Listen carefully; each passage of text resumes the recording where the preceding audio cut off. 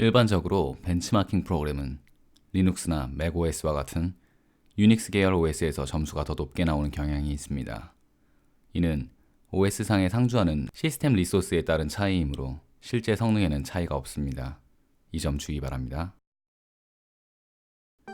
시중에 판매 중인 인텔 i9 9900 시리즈의 기본 클럭은 베이스 클럭 3.6GHz, 터보 부스트를 사용하였을 때 5.0GHz, 멀티코어 4.7GHz이고 47배율입니다. 국민오버 수치는 4.8GHz. 국민오버는 큰 전압 상승 없이 닿을 수 있는 현실적인 오버클럭 수치입니다. CPU 수요율이나 다른 여러 가지를 고려하지 않아도 높은 확률로 달성되는 오버클럭 수치인 거죠.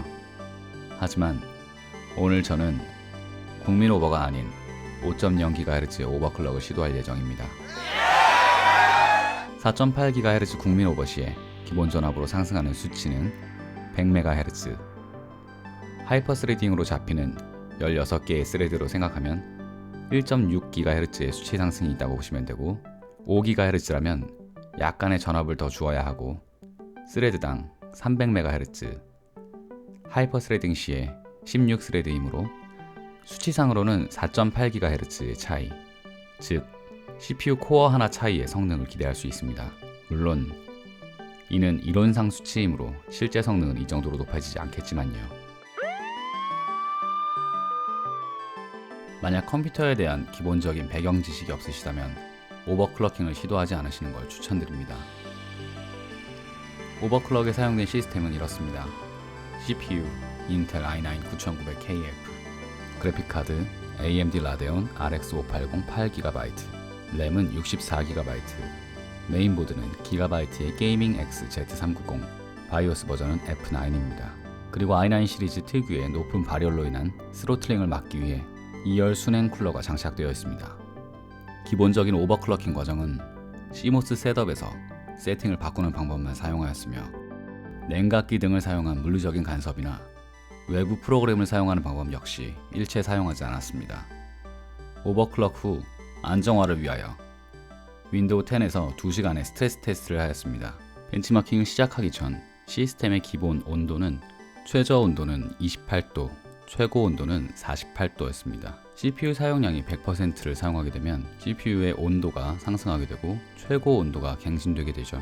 시스템의 온도가 90도를 넘어가게 되면 스로틀링이라고 부르는 시스템의 온도를 강제적으로 낮춰서 발열을 줄이려는 기능이 작동하게 됩니다. 그 과정에서 성능을 강제적으로 떨어뜨리게 되죠. 일반적으로 100도를 기준으로 스로틀링이 작동되게 메인보드상에 설정되어 있습니다.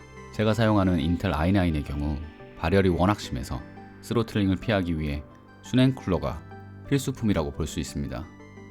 공랭 쿨러를 사용하였을 때 최고 온도가 96도 정도 됐던 걸로 기억하는데요. 만약에 오버클럭을 하게 되면 100% 스로틀링이 발생하게 되겠죠. 지금 하고 있는 테스트는 시네벤치 테스트입니다.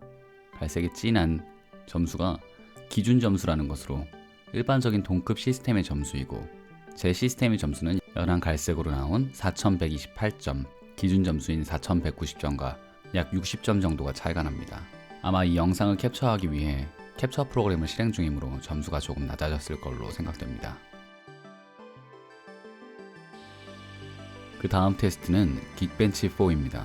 이 테스트 역시 CPU의 성능을 체크하는 테스트입니다. 시네벤치처럼 눈으로 보여지는 테스트가 아니라서 재미는 없지만 최고 클럭의 성능뿐만 아니라 CPU에 들어있는 각종 기능들과 실사용시를 기준으로 테스트하는 프로그램이지만 꽤나 간편하게 성능을 체크할 수 있고 각 기능별 성능을 테스트할 수 있는 벤치마크 프로그램입니다.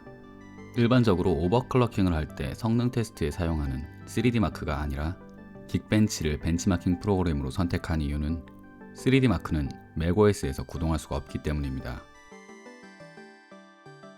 시네벤치와 긱벤치, 이 두 개의 벤치마킹 프로그램과 10초 내외로 CPU의 성능을 보여주는 슈퍼파이 테스트를 하였습니다. 사용했던 벤치마킹 3종 테스트 결과는 시네벤치 R20가 4128점, 긱벤치4 싱글코어 5717점, 멀티코어 3626점, 슈퍼파이 1메가 20회 8.202초입니다. 테스트를 함과 동시에 캡처 프로그램을 실행 중이었기 때문에 기준 점수보다 조금 낮을 수 있습니다. 그러면 기본 상태 스펙을 봤으니 오버클럭을 시작해 봅시다. 기가바이트 메인보드에서는 기본적으로는 기본 모드에서 무조건 고급 모드로 들어가야지 오버클럭이 됩니다. 처음 건드려야 될 것은 CPU 클럭 배율 조정. 기본 CPU가 47배수이기 때문에 50배수까지 올려서 5.0GHz를 맞춰줍니다. 그리고 메인보드 바이오스를 업데이트하면서 저기 용어가 달라졌는데 언코어 레시오라는 게 있었어요. 원래 배수, 그러니까 47배수 정도로 맞춰주거나 조금 더 낮춰주는 게 좋습니다. 그 다음에 비활성화를 해줘야 되는 게 몇 가지 있는데 VTD는 가상화 액세스 기능이지만 오버클럭 시에는 조금 방해가 될 수 있어요. 그리고 Enhanced Multi-Core Performance는 자동적으로 멀티코어였을 때 성능을 높여주는 기능이기 때문에 저것도 꺼줍니다. 그리고 CPU V코어에서 전압을 잘 맞춰주는 게 좋아요. 제가 수십 번을 테스트한 결과 제 CPU에는 1.305가 가장 잘 맞았기 때문에 1.305로 테스트를 했고요. 여기까지가 이제 CPU 오버클럭이라고 볼 수 있고요. 다음부터는 좀 선택사항이라고 볼 수 있는데 저는 CPU만 빠르게 하는 게 아니고 메모리도 조금 빠르게 하고 싶어서 기가바이트 메인보드에서 제공하는 기본 오버클럭 기능을 살짝 켜놨습니다. 그리고 CPU 전력 쪽을 전체적으로 좀 올리는 방향으로 했고요. 요즘 메인보드들은 오버클럭을 좀 쉽게 할 수 있는 방향으로 만들어져 있기 때문에 자동 모드로 오버클럭이 되는 경우가 많아요. 그래서 이런 것도 잘 쓰는 게 좋습니다. 그리고 나서 또 다르게 바꿔야 될 것들이 있나 확인하다가 저장 및 종류로 가면 프로필을 저장할 수 있는 곳이 있어요. 여기에서 하나, 두 개 세팅들을 조금씩 바꿔가면서 저장을 해두면 헷갈리지 않게 할 수 있습니다. 그리고 F10을 누르거나 저장 후 셋업 끝내기로 셋업을 끝내주시고, 이러면 기본 설정이 끝인데 이걸로 끝이 아니고 시스템이 다운될 수 있기 때문에 테스트를 계속 주기적으로 해보면서 자신의 시스템에 맞는 세팅을 찾아가는 게 중요합니다. 그리고 나서 벤치마킹 프로그램, 그리고 프라임 95 같은 내구 테스트, 스트레스 테스트를 살짝 해주는 게 좋아요. 그래야 자신의 시스템이 로드가 되었을 때 사용을 하다가 꺼지거나 하는 일을 미연에 방지할 수 있기 때문에 조금 테스트를 해보고 세팅을 조금씩 바꿔가는 게 좋습니다. 오버클럭킹은 이걸 계속 반복하다가 자신의 시스템에 맞는 세팅을 찾아내는 겁니다. 5.0으로 올리고 테스트를 하니까 조금 온도가 올랐고 소비 전력도 올랐고 그리고 벤치마킹 점수도 살짝 올랐습니다. 만약에 시스템을 이런 벤치마킹으로 테스트하다가 꺼지는 경우가 있어요. 그냥 당황하지 마시고 꺼지면 꺼지나 보다 하고 다시 메인보드 세팅으로 가셔서 세팅을 조금씩 바꿔주면 됩니다. 지금은 긱벤치 테스트 중인데 이 테스트가 시네벤치보다는 시스템 부하가 좀 적게 걸려요. 그러니까 풀로드가 좀 적다고 해야 되나? 그런데 되게 다방면으로 테스트를 하기 때문에 맥에서는 오버클럭킹을 하고 나서 시네벤치는 통과하더라도 저 긱벤치를 돌리다가 시스템 크래시가 나는 경우가 있어요. 윈도우의 경우에는 여러 가지 CPU를 사용할 수 있게 설계되었기 때문에 CPU를 잘 안 탄다고 말을 해야 될까요? 맥OS의 경우에는 OS 자체에 애플에서 사용하는 CPU들의 정보들이 들어있기 때문에 그 정보와 맞지 않은 CPU를 사용하는 경우, 예를 들면 AMD 같은 그런 CPU를 사용하는 경우에 부팅 자체가 안 되는 경우가 있습니다. 일요일을 하루 통째로 날려버린 오버클럭킹의 결과는 일단 74도에서 78도로 4도 정도 상승했고요. 소비 전력은 152.06W에서 173.91W로 17.85W를 더 소비하게 됐습니다. 시네벤치는 4128점에서 4345점으로 217점 상승했고요.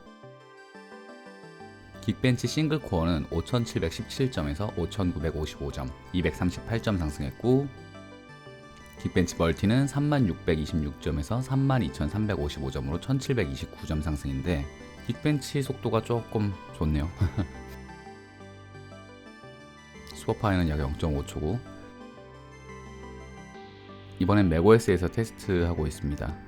기본 상태 4.7GHz일 때 촬영을 해놨고요. 유닉스 계열, 리눅스, 맥OS, 유닉스 계열 OS들이 점수가 좀 높게 나오는 경향이 있으니까 윈도우보다 점수가 높다고 해가지고 이쪽이 좀 더 성능이 좋다라고 생각하시면 안 됩니다. 최고 온도는 74도, 최고 소비 전력은 156.73W. 조금 더 많은 소비를 하고 있어요, 전기 소비를. 5.0에서는 81도까지 올랐고, 결과를 보면 온도 상승은 74도에서 81도로 7도 정도 상승을 했고요. 시네벤치 결과는 4955점에서 5253점으로 298점 상승했습니다. 자, 이제 게임 테스트를 해볼 거예요. 카스는 171프레임이에요. 4.7기가에서 LOL 같은 경우에는 190프레임에서 220프레임 정도가 나오는 걸 확인했고 5.0에서는 186프레임으로 많이 올라갔죠. 롤도 약 2-30프레임 빨라졌고 카운터 스트라이크 171에서 186으로 15프레임이 상승했고요. LOL은 190에서 220프레임, 220에서 250, 30프레임 상승했고요. 결론, 실제 작업이나 게임을 해봤을 때 성능 체감 효과는 거의 없다고 봐도 됩니다. CPU 코어가 하나 더 생겼다고 하더라도 성능이 그렇게 비약적으로 빨라지진 않았어요. 인코딩을 할 때 약 10초에서 15초 정도 빨라졌고, 그리고 게임을 할 때 프레임이 10프레임에서 약 30프레임까지 상승하는 게 있었고, 배틀그라운드의 경우에는 5프레임에서 10프레임 사이에 성능 향상이 있었는데 그걸 뭐 굳이 체감이 되느냐 몸으로, 그거는 잘 모르겠어요. 그러니까 오버클럭킹은 자기만족이다. 그리고 맥OS 상에서 작업을 하다가 처음으로 커널 패닉이 일어났는데 커널 패닉 후에 자동으로 리부팅이 되는 경우가 있었어요. 그래서 저 같은 경우에는 다시 4.7로 기본 클럭으로 돌려서 사용하기로 결정했습니다. 삽질이었네요.